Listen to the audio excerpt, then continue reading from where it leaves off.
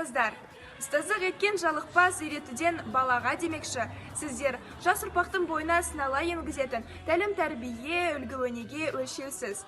Ұстаз тек болашақ азаматтарды ғана емес, бүкіл болашақ қоғамды қалыптастырушы. Құрметті ұстаздар, шәкірттеріңіздің махаббаты мен құрметіне бөленіңіздер. Мерекелеріңізбен!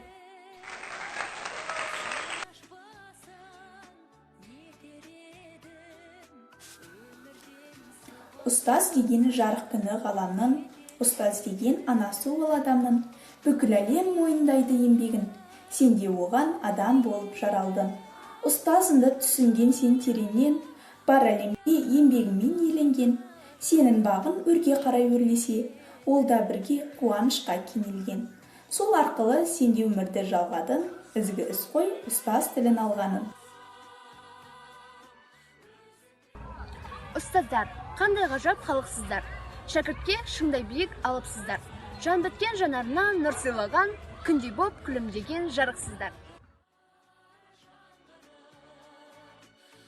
Ұстаз ана болашақтың анасы, ұстаз ана ақыл білім панасы.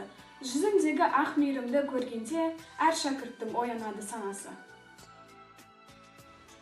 Құрметті ұстаздар, ұстаздық еткен жалықпас үйретуден балаға деген абай бабамыз. Сіздердің осы мерекелеріңізбен барша шәкірттеріңіз құттықтайды. Сіздерге шығармашылық табыс тілеймін.